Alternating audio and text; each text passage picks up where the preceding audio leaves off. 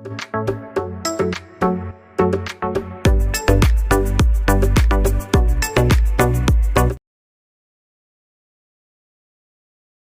Morning all, ഏവർക്കും study Nifty മലയാളത്തിൻ്റെ daily market ന്യൂസിലേക്ക് സ്വാഗതം.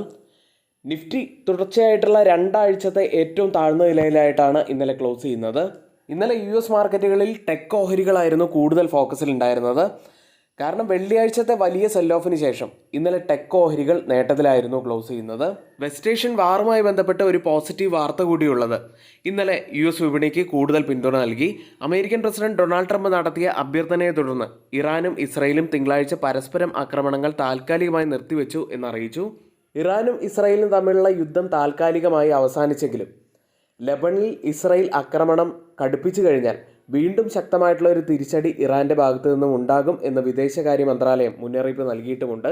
നമുക്ക് അറിയേണ്ട ഏറ്റവും പ്രധാനപ്പെട്ട കുറച്ച് യുദ്ധവുമായി ബന്ധപ്പെട്ടിട്ടുള്ള വാർത്തകൾ പറഞ്ഞു എന്ന് മാത്രം. അധികമായിട്ട് യുദ്ധത്തിൻ്റെതായിട്ടുള്ള വാർത്തകളിലേക്ക് പോകുന്നില്ല. ഇന്നലത്തെ മറ്റൊരു വാർത്തയുള്ളത് ഇന്ത്യക്ക് അപ്രതീക്ഷിതമായിട്ടുള്ള ഒരു കറണ്ട് അക്കൗണ്ട് സർപ്ലസ് ആണ് ഇപ്പോൾ വന്നിരിക്കുന്നത്. സാമ്പത്തിക മേഖലയ്ക്ക് വളരെ പോസിറ്റീവായിട്ടുള്ള ഒരു വാർത്തയാണിത്. 2025-26 സാമ്പത്തിക വർഷത്തിൻ്റെ 4ാം പാദത്തിൽ, അതായത് ജനുവരി മുതൽ മാർച്ച് വരെയുള്ള കാലയളവിൽ ഇന്ത്യയുടെ $7.1 ബില്യൺ കറണ്ട് അക്കൗണ്ട് സർപ്ലസ് ആണ് രേഖപ്പെടുത്തിയത്. അത് GDP-യുടെ 0.7% വരും.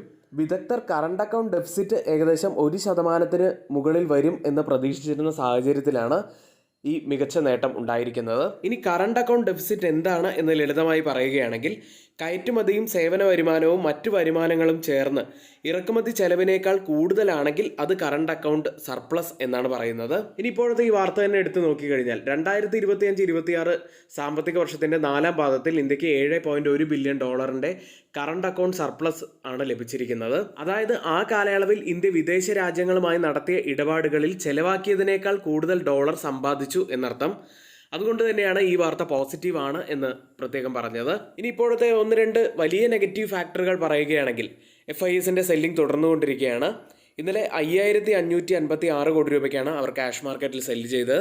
DIs ആവട്ടെ 5165 കോടി രൂപയ്ക്ക് ബൈ ചെയ്തു.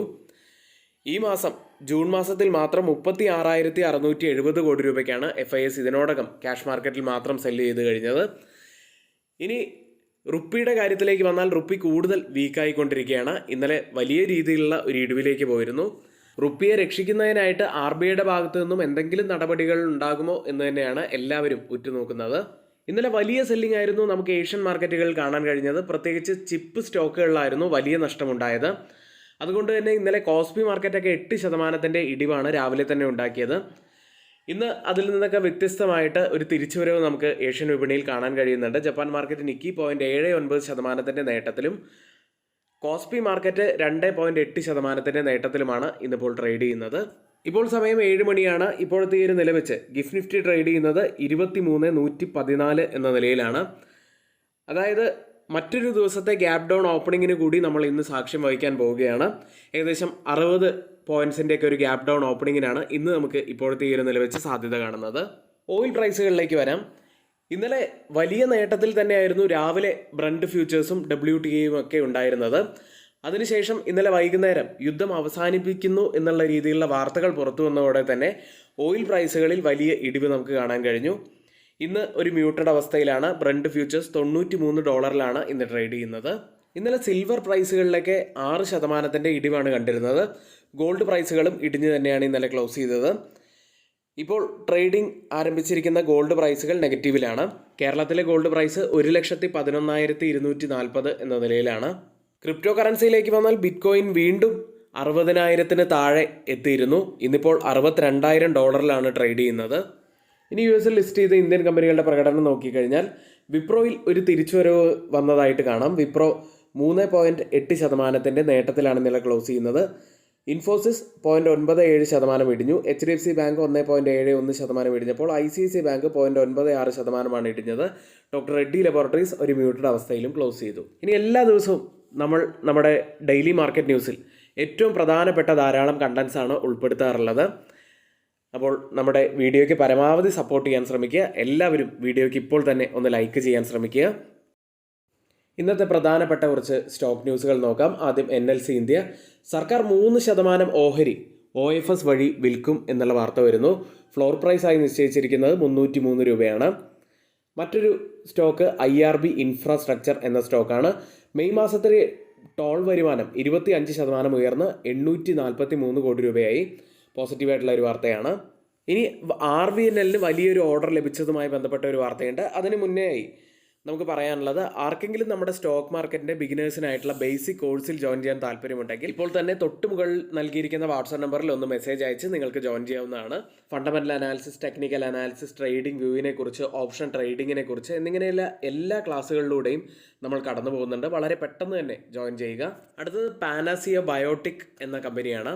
ഡെങ്കിപ്പനി വാക്സിൻ ഡെങ്കി ഓൾ ആഫ്രിക്കയിലേക്കും ആഗോള വിപണിയിലേക്കും എത്തിക്കാൻ പുതിയ പദ്ധതി കമ്പനി ആരംഭിച്ചു. അടുത്ത ഗ്രാസിം ഇൻഡസ്ട്രീസ് എന്ന കമ്പനിയാണ്. കർണാടകയിലെ ഹരിഹാറിൽ ലിയോസെൽ ശേഷി വർദ്ധിപ്പിക്കാൻ 3094 കോടി രൂപ കമ്പനി നിക്ഷേപിക്കും. മറ്റൊരു കമ്പനി HCL ടെക്നോളജീസ് ആണ്. ഗൂഗിൾ ക്ലൗഡിനൊപ്പം കാലിഫോർണിയയിൽ AI ഇന്നോവേഷൻ സോൺ കമ്പനി ആരംഭിച്ചു. അടുത്തത് നമ്മൾ പറഞ്ഞതുപോലെ RVNLുമായി ബന്ധപ്പെട്ട ഒരു വാർത്ത.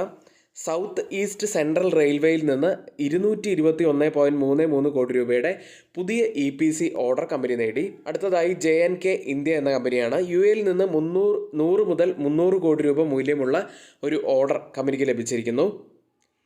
അടുത്തതായി JSW എനർജി എന്ന കമ്പനിയാണ്. ഗുജറാത്തിലെ ഹലോളിൽ വിൻഡ് ബ്ലേഡ് നിർമ്മാണ പ്ലാന്റ് പ്രവർത്തനം തുടങ്ങിയിരിക്കുന്നു.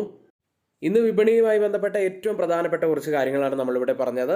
ഈ വാർത്തകളെല്ലാം ഏറ്റവും ഓതറൈസ്ഡ് ആയിട്ടുള്ള സൈറ്റുകളായ Moneycontrol, Mint, Reuters, CNBC, Financial Express തുടങ്ങിയ മാധ്യമങ്ങളിൽ നിന്നാണ് എടുത്തിരിക്കുന്നത്. മറ്റുള്ളവയെല്ലാം നമ്മുടെ വ്യൂസ് മാത്രമാണ്, ഒരിക്കലും അത് റെക്കമെൻഡേഷൻ അല്ല, നിങ്ങളുടെ എഡ്യൂക്കേഷണൽ പർപ്പസിന് വേണ്ടി മാത്രമാണ് ഷെയർ ചെയ്യുന്നത്. എങ്കിൽ ഇന്നത്തെ ഈ വീഡിയോ ഇവിടെ പൂർത്തിയാവുന്നു. ഏവർക്കും നന്ദി.